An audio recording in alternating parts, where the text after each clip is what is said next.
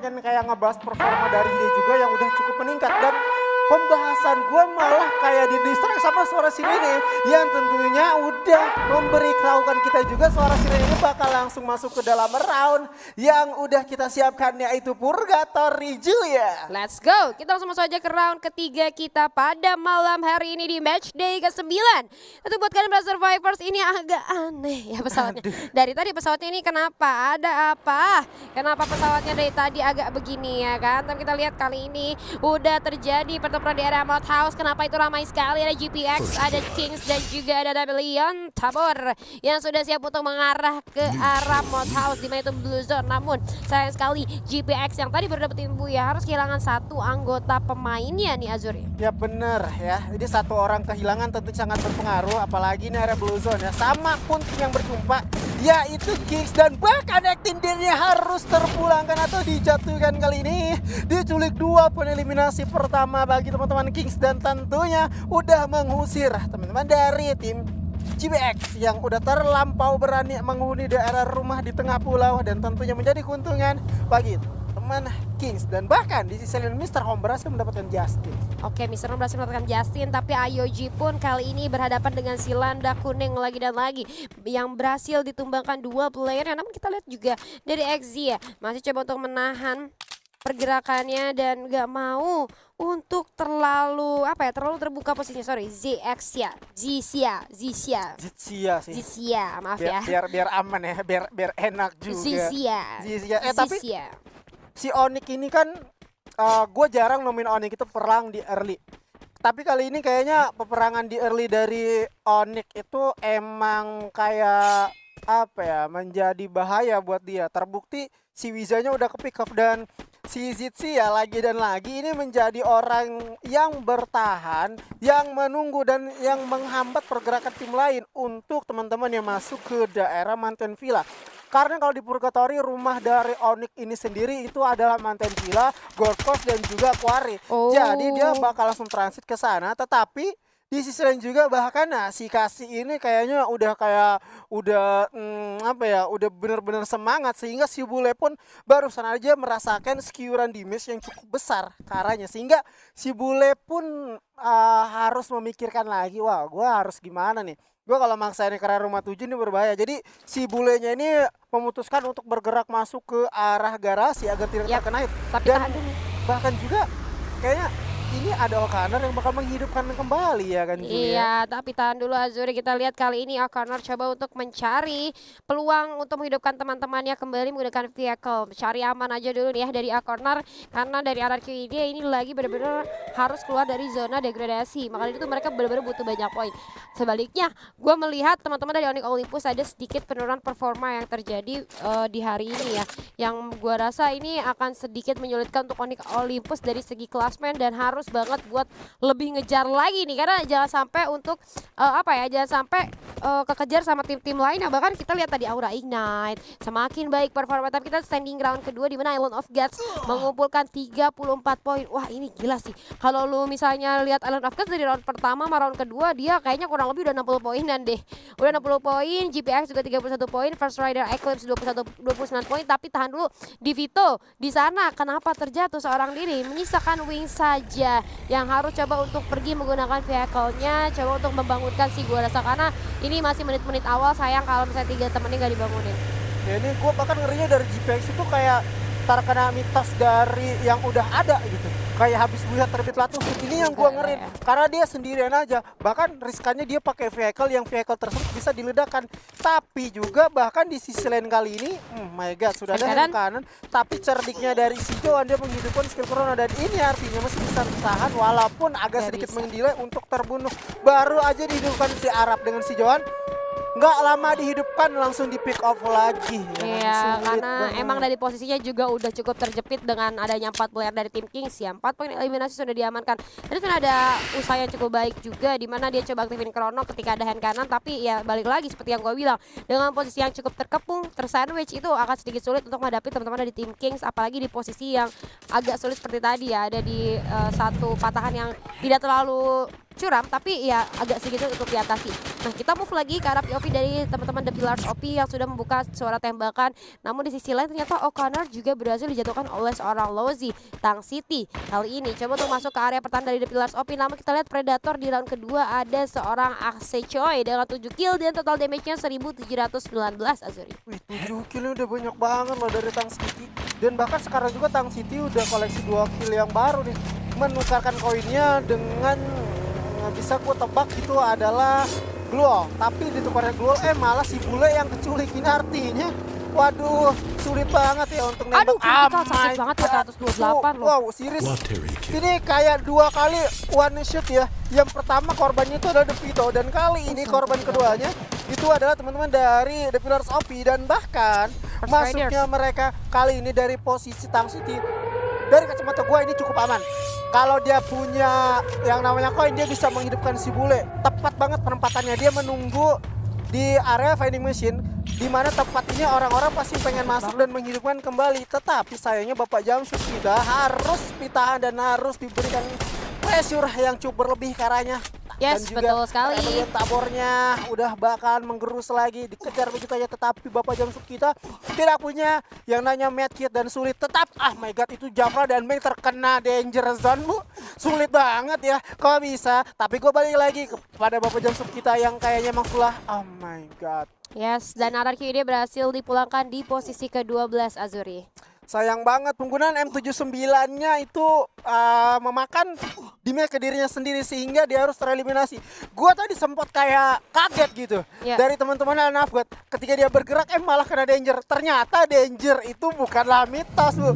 Danger bener-bener bahaya dan bener-bener fakta. Korbannya adalah Japra sama si Beng dari Al-Nafgat. Iya benar, jadi danger zone itu tidak bisa dianggap mitos. Dan kita lihat kali ini dari Island of God sendiri yang masih lengkap berempat walaupun tadi hampir di ratakan oleh danger zone ya. Ini ingin melakukan satu upaya rotasi tentunya karena mereka ada di pinggiran circle dan mereka mencoba untuk bermain aman lagi atau mereka mencari poin kill yang banyak. Tapi bisa gue akuin Island of God bermain dengan sangat luar biasa hari ini. Poin yang mereka kumpulkan itu tidak sedikit, benar-benar banyak.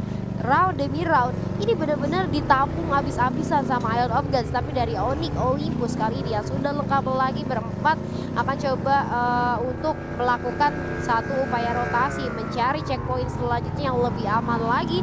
Kira-kira bakalan ada di mana karena mereka ada di luar zona kali ini. Tidak boleh terlalu terlambat, zonanya jangan terlalu lama ditelan, membuang resource yang mereka miliki itu sayang banget. Tapi dari Aura Ignite sendiri coba untuk memilih compound yang akan menjadi persinggahan mereka. Walaupun sebenarnya menurut gua compound ini agak sedikit riskan aja sih. Mungkin kalau buat looting gak masalah, tapi kalau kita berkaca lihat zonanya ini pasti bakalan ngerucutnya ke arah mereka gitu. Kemungkinannya bakal melucut ke arahnya. Tapi gak nutup kemungkinan juga area ini bakal aman. Beda halnya ketika ada tim yang memaksa untuk masuk. Contoh saja jadi Onyx turun di sini, tentunya ini pasti bakal berbahaya. Cerdiknya si Onyx itu dia kayak nggak mau mengambil keputusan yang sangat beresiko bagi timnya sehingga dia agak sedikit menggeser ke posisi bawah. Rumah bawah yang kalau gue lihat rumah ini tuh gampang terkena dari mana aja, apalagi di atasnya itu rumah batu. Tim Eko pun udah stay along, berbeda dengan GPX yang mana GPX kalau kita lihat dari POV minimap itu dia udah terhimpit dan bahkan langsung dieliminasi sama Silor. IOG ternyata berhasil untuk menutup perjalanan dari GPX di posisi ke-11. Habis buyah terbitlah ke-11. Aduh sedih banget ya. Tapi nggak apa-apa, nggak masalah untuk GPX masih ada 3 round selanjutnya. Kita lihat kali ini di daerah Brasilia. Terbilang cukup padat ya dengan tim-tim besar yang menyinggahinya itu ada Eco Sports, ada Onyx Olympus dan juga Aura Ignite yang gue rasa di sini 3 tim ini karena mereka ada di area yang cukup aman, so mereka gak akan melakukan pergerakan yang terlalu ceroboh. Mereka bakal saling nunggu aja.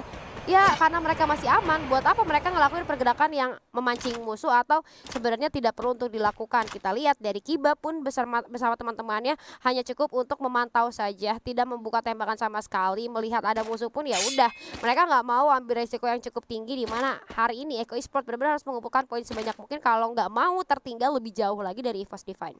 Ya betul banget, selisih poin dari EVOS dan juga Eko itu sekitar 79. Yep. 79, jadi tentunya si Eko mau nggak mau seenggaknya dia bisa ngumpulin poin sebanyak EVOS yang kemarin malam. Itu pun kalau dia tidak mengalami kesulitan. Dan nyatanya terjadi di 2 round pertama dia finish di hashtag ke-6. Jadi perolehan poin juga semakin kecil untuk teman-teman Eko.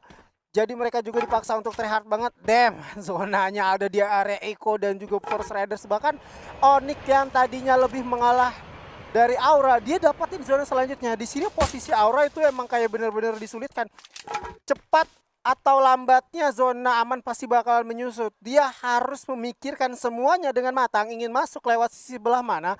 Dari kiri ketika dia menggunakan vehicle, otomatis bakal ada sekitar 3 tim yang bakal nge-secure ke arahnya. Onyx, Eko, dan juga Rebellion Tabor tentunya gak bakal tinggal diam. Beda halnya masuk ke sisi sebelah kanan, itu ada Iron of God juga yang udah diberikan pressure sama tim Galaxio. Jadi dia masih bisa ikut join third party atau bahkan masuk leluasa lewat rumah Tayo dan mengamankan posisi yang aman. Tapi kayaknya Aura bakalan langsung ikut fight aja nih, tidak mau menyia-nyiakannya gitu. Oke, kita lihat kali ini dari Island of Gas harus merasakan panasnya peluru yang diberikan oleh teman-teman dari Galaxio. Peluru demi peluru di posisi yang kurang enak gue rasa terhadap Island of Gas kali ini harus diterima tidak dengan senang hati tentunya, karena di bawah juga ada Aura Ignite yang siap untuk men-sandwich pergerakan dari teman-teman Island of Gas yang sudah mulai terkurung. Hati-hati Jafra kali ini udah terjatuh lock tersisa seorang diri, tidak bisa berbuat banyak. Tembakan dari atas sama bawah nggak bisa dihindari tentunya dari Galaxio. Skylar pun sudah mulai dilemparkan ke arah dari Island of Gas yang akhirnya berhasil ditumbangkan di posisi ke-10. Namun tidak sampai di sana Aura Ignite yang kita lagi bahas dari awal, dimana mereka lagi naik-naiknya hari ini, tapi ternyata kali ini mereka harus berdiam diri dengan satu player yang tersisa itu seorang Guns. Tapi kita lihat juga Pio sebenarnya aduh hampir aja kan, baru juga mau bilang Pio tuh mau diselamatin tapi susah karena terlalu overbuild. Tapi 56 critical damage yang masuk, 565 sorry maksud gue, berhasil menjatuhkan salah satu player dari tim Galaxio yang mana mereka udah terhimpit oleh zona. Sebenarnya kalau kita ngomongin posisi dari Aura Ignite mungkin agak sedikit ketinggalan dari Galaxio, tapi sebenarnya Galaxio juga nggak begitu enak karena di depannya juga udah ada tim lain yang siap untuk menyambut mereka. Tapi hati-hati, kita juga di Tang City kali ini bilang seorang boleh respon menyusul, boleh apakah masih bisa diselamatkan? Gue rasa sangat sulit. Ada First Rider Lozi dan juga King Esports yang siap untuk datang, namun kita lihat pun dari seorang Raf berhasil dijatuhkan oleh seorang Darko yang tersisa 5 HP saja. Namun sayang sekali Aura Ignite pun harus puas di posisi ke-9.